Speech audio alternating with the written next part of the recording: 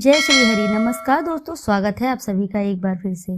दोस्तों, आज के इस वीडियो में हम आपके लिए लेकर आए हैं उत्पन्ना एकादशी व्रत की कथा। प्राचीन समय की बात है, भगवान श्री कृष्ण और युधिष्ठिर महाराज के बीच संवाद हो रहा था। युधिष्ठिर महाराज बोले कि भगवान, आप कहते हैं कि सहस्त्र यज्ञ करने से जो फल प्राप्त होता है उसकी तुलना में मात्र एक एकादशी के व्रत से मिलने वाले फल से नहीं की जा सकती। कृपया आप मुझे बताएं कि यह एकादशी इतनी विशेष क्यों है और किस प्रकार यह इतनी मंगलमय बनी। इसके उत्तर में भगवान श्री कृष्ण कहने लगे, राजन, मार्गशीर्ष मास की कृष्ण पक्ष में आने वाली एकादशी पर भक्त को एकादशी व्रत प्रारंभ करना चाहिए। इससे उत्पन्ना एकादशी कहते हैं। इस प्रकार भगवान ने उत्पन्ना एकादशी व्रत की कथा शुरू की। सतयुग में एक समय मूढ़ नामक एक अत्यंत भयानक दैत्य रहता था, जिसने अपने क्रोध और बाहुबल से स्वर्ग के राजा इंद्र सहित समस्त देवी देवताओं को पराजित करके अपने नियंत्रण में कर लिया था। इसलिए इस स्थिति से मुक्ति प्राप्त करने हेतु ब्रह्मा जी के अध्यक्षता में सभी देवता जी शिव जी की शरण में पहुंचे और स्वयं को बचाने के लिए भोलेनाथ से प्रार्थना करने लगे। तब भोलेनाथ बोले, हे देवराज इंद्र, इस घोर कष्टमय स्थिति से आपको केवल भगवान श्री हरि मुक्ति प्रदान कर सकते हैं, इसलिए आप उनकी शरण में जाइए। वो अवश्य ही आपको संरक्षण प्रदान करेंगे। यह सुन सभी देवतागण भगवान श्री हरि की शरण में शीर्षादर पहुँचे। वहां जाकर उन्होंने भगवान श्री विष्णु से प्रार्थना की और कहने लगे, हे कमल नयन, हे मधुसूदन, आप सदैव अपने शरण में आने वालों की रक्षा करते हैं। हे प्रभु, ब्राह्मण कुल में नाड़ी जन नामक एक व्यक्ति शक्तिशाली दैत्य उत्पन्न हुआ था, जिसने सभी देवी देवताओं का संहार करने के लिए प्रतिज्ञा ली थी। उसका पुत्र है मूढ़, जिसकी नगरी का नाम है चंद्रावती, और इस दैत्य ने त्रिलोक में हाहाकार मचाया हुआ है। इसने सभी देवी देवताओं को पराजित कर अपने पराधीन कर लिया है। हमारी रक्षा करें। यह सुनकर भगवान श्री हरि क्रोधित हो गए और उन्होंने सभी देवी देवताओं से कहा कि सभी इसी क्षण चंद्रावती पर आक्रमण करें और भगवान स्वयं भी युद्ध का नेतृत्व करेंगे।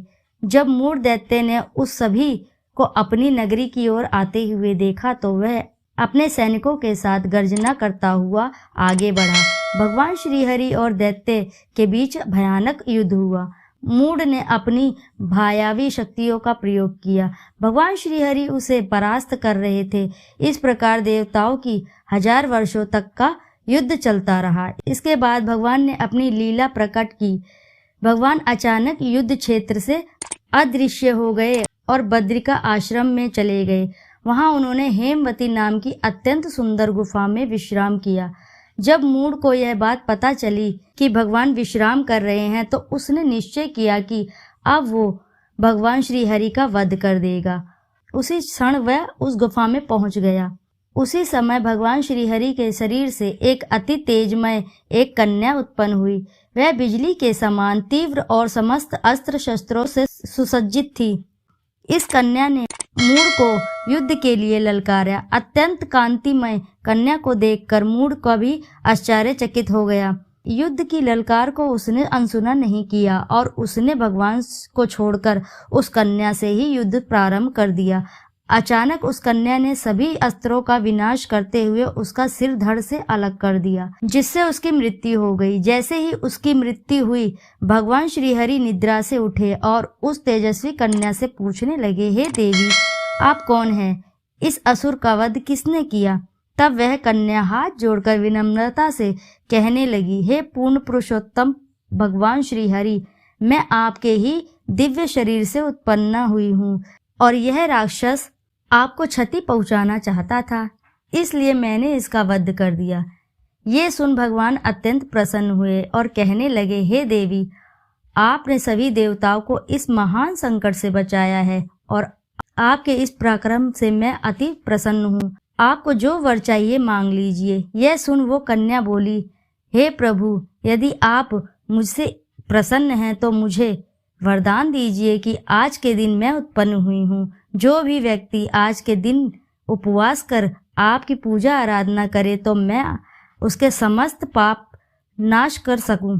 जो भी व्यक्ति आज के दिन संध्या के समय भोजन ग्रहण करे या संपूर्ण उपवास का पालन करे तो आप उस व्यक्ति को सुख संपत्ति और मोक्ष प्रदान करेंगे। ये मेरी इच्छा है।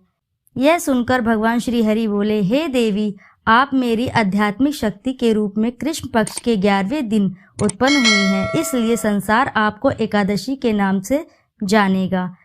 आपकी उत्पत्ति का यह दिन मुझे अति प्रिय होगा। आगे भगवान श्री कृष्ण कहते हैं कि हे कुंती पुत्र, जो भी भक्त एकादशी व्रत का पालन करना चाहते हैं तो वह उत्पन्ना एकादशी से यह व्रत प्रारंभ कर सकते हैं। इस एकादशी व्रत करने से हजारों यज्ञों से भी अधिक फल प्राप्त होता है। बोलो जय श्री हरि।